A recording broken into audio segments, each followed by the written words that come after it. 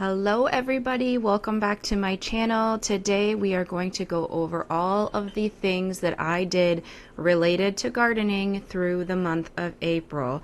So sit back and enjoy, watch us fix up our greenhouse and get some plants in the ground, and let's get this growing season started. I'm so excited.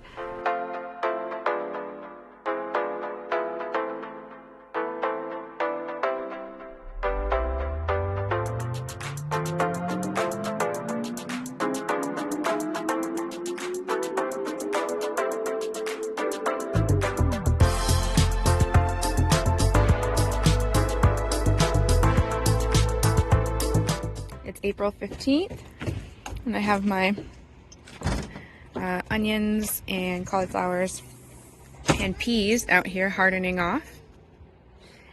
And my peppers still have not sprouted at all, which is really frustrating. But I think it's too cold in my basement.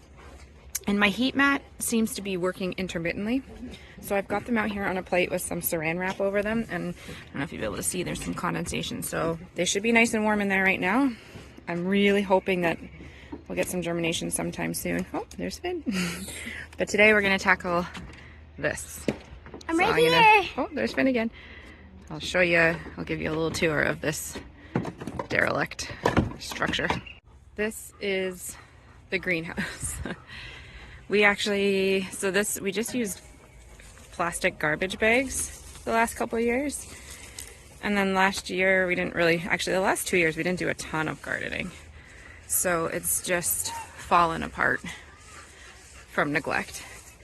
So I don't know if you've watched my video where we took down our load-bearing wall inside, but we used this vapor barrier to protect the rest of the house from the dust. So we're actually going to use that to replace all of the walls. It is an absolute mess in here. Oh, Ollie found an ant. We just have stuff everywhere. Old plants. Honestly, I think half of these are plants that have been actually growing in here because it's just not been used. Andrew saved me some branches from our Christmas tree this year in case I wanted to do decorating out front, but I never did.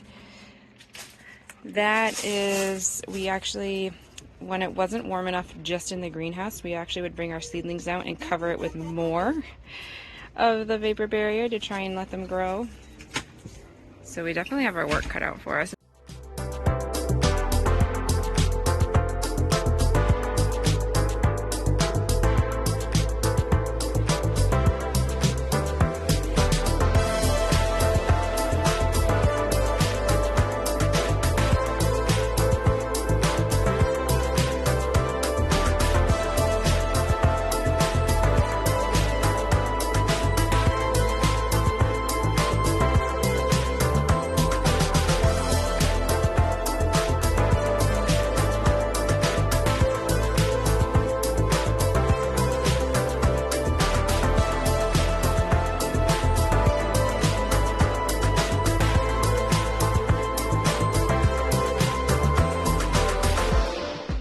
April feels like a long time ago now that we're in, June, almost towards the end of June.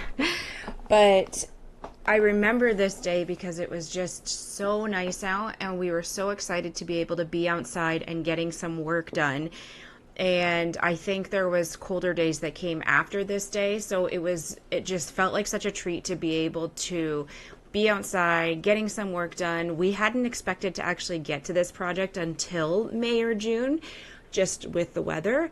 So the fact that we got it done this day, and it really ended up not being as much work as we were anticipating. It looked a lot worse than it actually was. I mean, we still put in a few hours, but all in all, it went a lot smoother and a lot faster than we expected, and we got to be outside enjoying this beautiful weather after what has felt like a very long, very dark, very cold winter. So this was just such a great day, and we felt so accomplished getting this done. Andrew did the majority of the work with getting the vapor barrier back up around the greenhouse, but you'll sort of see me a little bit in the background as he's doing that. I was starting to get cleaning on the inside of the greenhouse, and, I tried to video myself a little bit, moving some pots around and getting things sort of more organized and cleaned out so that I would have space to put my plants when it came time to get them out there. And the kids were outside and they were playing, so it was a really great day, and everybody felt really good. And that is what I remember looking back on this, is how we were all feeling and how we were so excited to have sunshine and warmth.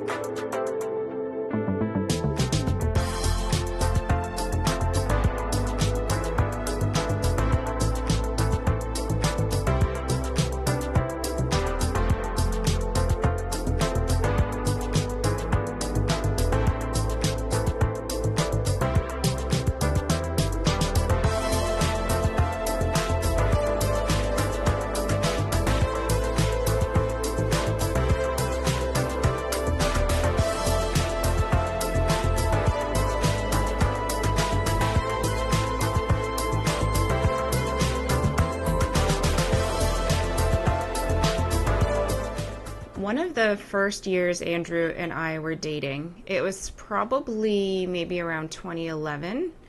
So we had been dating for not even a year yet, actually. And I happened to mention to him one night, like, I would really love to try growing my own vegetables. I would love to have a vegetable garden one day. And he was like, oh my gosh, I've always wanted to try that too. I think it'd be really fun. And at the time, he was living with his dad at his dad's house, and he had this big property, and he was totally fine with us putting a garden up. And I was in school, and Andrew was working and getting his business off the ground. But we decided, you know what, we wanted to give it a try. So I remember we built this garden, and we got all these seeds, and we had so much fun. And that first year we gardened, we had such great yields. Our plants were so healthy. The soil that we used that was already there, because we just dug into the ground, just must have been so fertile and just so full of nutrients and vitamins, because our plants did so well. We had way more produce than we could eat and that his family could eat, but it was just so much fun. And we did it a couple more years, and then we rented for a few years. So it was always hard because we weren't putting things in the ground, because we didn't stay any place for too long. And then we moved up to our house now that you're seeing in this video. But there was a couple summers where I think, I was pregnant one summer, and then I had a baby another summer, and then it just sort of seemed like there wasn't a great season for me to kind of be excited and want to get back into gardening. And then I kind of fell down the YouTube wormhole, as you do, and I started following some accounts that do a lot of homesteading and gardening and growing their own food. And I think that, coupled with me really trying to figure out what I want for my life and what my purpose is and what I want to do and what brings me joy, and then also coupled with just the increasing costs of groceries, I feel like it was just this trifecta where I just found my joy again, and my excitement and interest in wanting to grow some of my own food. And that's where we're at this summer. And Andrew kind of laughs because the last couple summers he really wanted to keep going with the gardening, but again, I just was so tired and I had the kids and I just didn't feel like it was in me. And now this summer, he's really trying to pare back on his hobbies because he has a lot of other things he's focusing on, and he's trying to keep his attention on the things that are important, like his business and finishing our renos.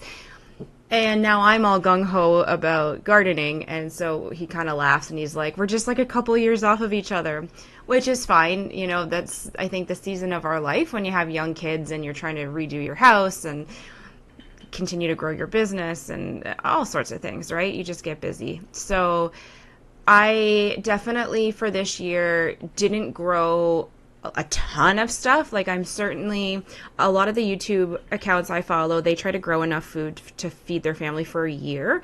And they do a lot of preserving, of course, in order to be able to do that. I'm not at that stage yet. I wanted to start a little bit slower and see if I still really love it before I jump into it. So that's where we're at right now.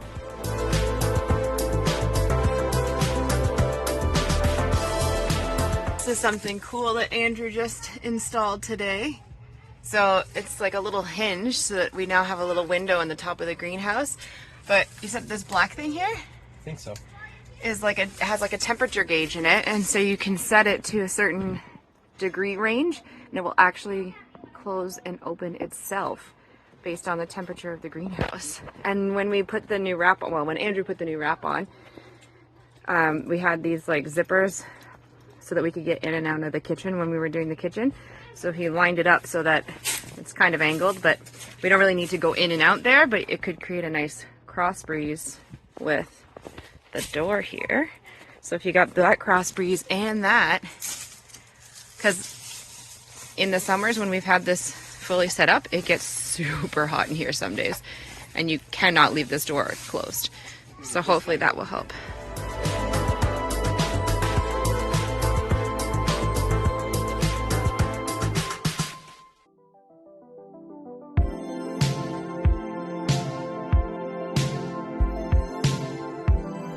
Going back to what I was saying before, I'm growing food on a smaller scale this year just to see if I do still enjoy it like I used to, and also to see how I enjoy preserving. Because if it ends up being that I don't enjoy preserving, then it makes no sense for me to try and grow a ton of food that we can eat throughout the year, and it makes sense for me to only grow small amounts that we can just enjoy fresh throughout the summer as we pull things off the vines and off the plants and stuff like that. So I tried to focus on growing a lot of peppers and onions and tomatoes, and not a lot in the sense of like a ton for my family, but just that's sort of the most in terms of the plants that I grew, because I figured that's really easy to use to make like pasta sauces and salsas and things that I know my family will eat. And if I really enjoy doing all that and preserving it and finding that over the year we get some good use out of it and it saves us some good money on our grocery bill, then next summer I'm really going to push to grow more. The one thing for me that I have learned from my previous years of gardening is not to grow things that we're not going to eat, and not to grow a ton of different varieties of things just for the sake of having fun. I am only sticking to the foods that I know at least one person in my family will enjoy and eat, because you go through a lot of work to germinate your seed and get it into a seedling and get it to the ground and grow it into a plant. And I don't want to do that for things that we're going to be just trying to give away, because that just feels wasteful. So I'm not doing a ton of variety. We only have a handful of different plants in the garden, but they are plants that I know will be eaten.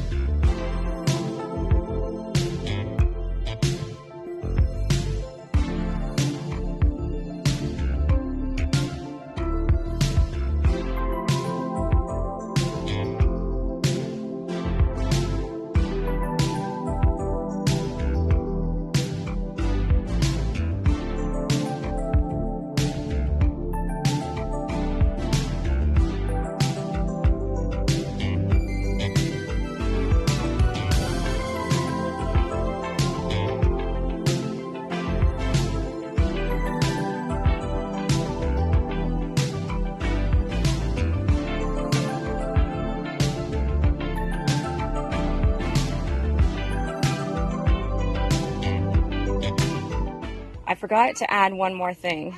So first I wanted to point out this table, this work table that we made. Well, I think, yeah, I do think I helped with it. It is actually part of the gate from our old house. And everything, like this whole structure, was made out of leftover wood that we have. So it is not the prettiest greenhouse, but it was completely free in terms of wood. And, well, no, I would say completely free, like totally, because we bought this vapor barrier so that we could do the kitchen. So it also has been repurposed for the greenhouse. So this whole structure cost us $0, and we have this amazing greenhouse and are giving, you know, different materials a second life. Good morning, everyone. It is Friday, April 28th today, and I'm in the greenhouse, and it's like 12 degrees out, but in here, I don't know how warm it is, but warm enough that that guy's open a little bit. We are supposed to get rain all weekend, so I want to get all these guys planted in the garden today because they were supposed to be planted about 2 weeks ago, but I never fully trust the time when it says you're supposed to plant something, so I usually wait about 2 weeks after. I do the same thing for my last frost date. I'll probably wait 2 weeks past that, which usually ends up being the May 2-4 weekend here in Canada. Anyway, so all of this in here is my onions, my celery, my cauliflower, and my peas. So I want to get those planted in the ground today. And then I've got broccoli, which I just started bringing outside. It's only day 3 of bringing it out, and it is up on my deck. So I probably won't plant that today because I want it to harden off a little bit more before I just stick it in the ground. Yeah, it's a PD day today, so Finn is home with me, so I do want to try and get this done now. It's only supposed to be sunny until like noon, and then it's supposed to be overcast, so I'd like to get this done now and then have some time to spend with him today because it's been a while since it was just me and him. But I'm really excited to get these into the ground, and I did go to Dollar Store and I got some stuff, so I will show you what I have. I got this seeding square that I'm hoping to use.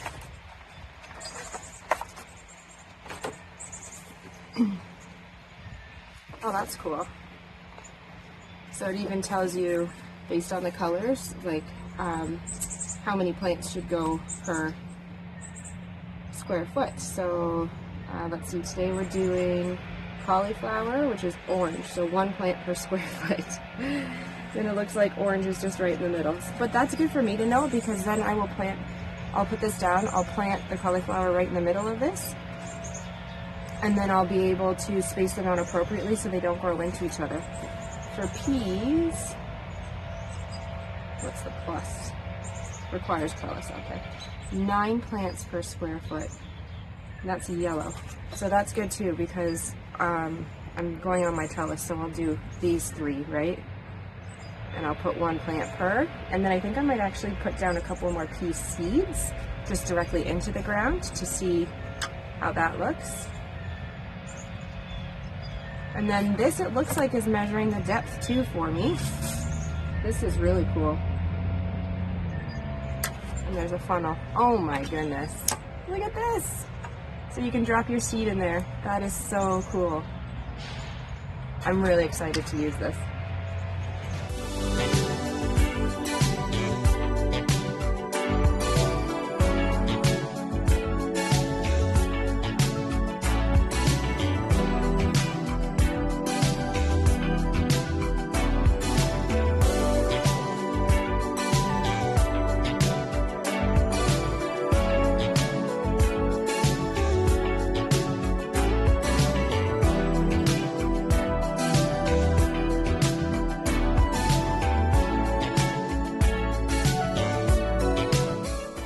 This was another beautiful day in April. It was a little cooler, as you can tell, because I have my sweater and pants on, but the sunshine was just gorgeous. It actually kind of hurts me to watch this video now because 2 months later, in the middle of June, All of my cauliflower plants, except I think maybe two or three, have been eaten. I think they've been eaten. I don't think they died because there is not a single trace of them in my garden. So even though I put some netting around these because I knew from previous years, Andrew has tried to grow some broccoli in the previous years, and it just seems like for whatever reason, these cruciferous vegetables, the animals love them, the squirrels especially. So I covered them with netting in hopes of protecting them until they were big enough to thrive on their own. And as of right now, recording this video, I have one for sure that is huge and thriving. And gosh, I feel like I should knock on wood just saying that. And I have maybe one or two other ones that are a lot smaller. So I don't know. I just fed the neighborhood squirrels, I guess. But I had so many cauliflower plants and they were all so beautiful. And so it's kind of hard to think I put all this work into growing these. And I was so excited and I had up potted them and everything. And now all that beautiful hard work is gone. But I guess that's just part of gardening. And who was it? Someone said, like, you have to make sure you grow enough for the animals and yourselves. And so I guess I just didn't grow enough.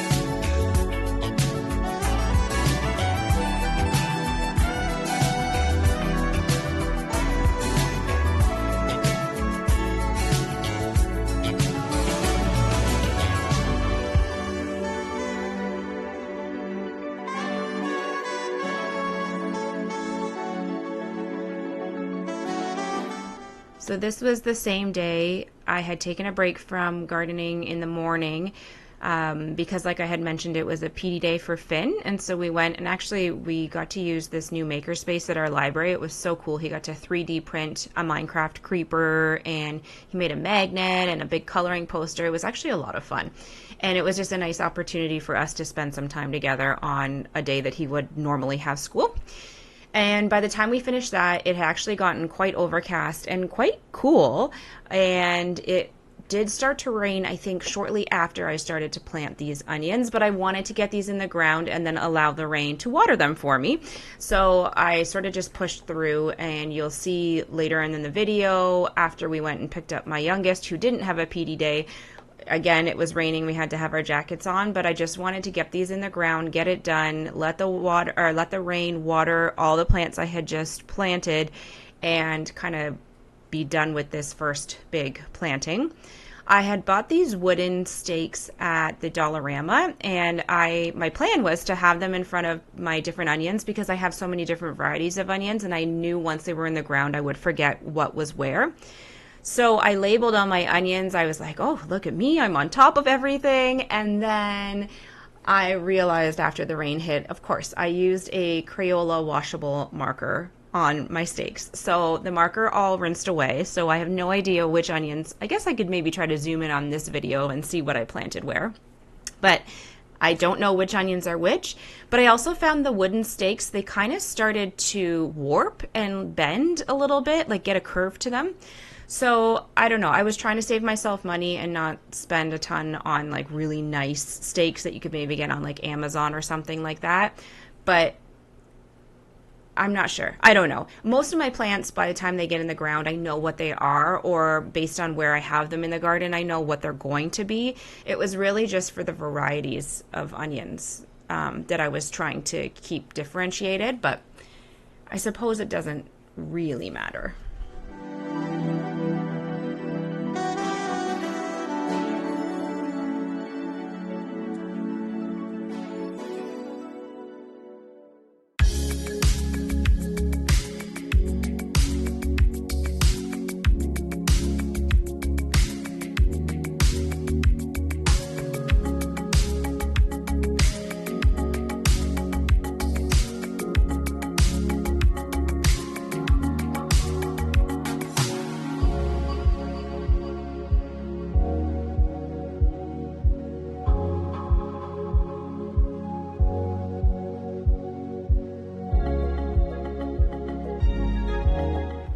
Once my onions were done, I got Finn to dig a little tiny trench in the garden, and then I gave him a handful of carrot seeds, and I just let him go to town. I was trying to get him to drop them like one at a time, but he was getting kind of bored of that, so I said, okay, just go ahead and sprinkle them.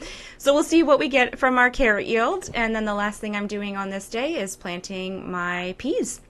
So that's April's gardening. I'm excited to show you where we're at now because we've definitely had lots of growth and we've done a lot more planting. So stay tuned and you can see kind of how things are going on this tiny little homestead. I hope you're having a great day and I will see you in the next video.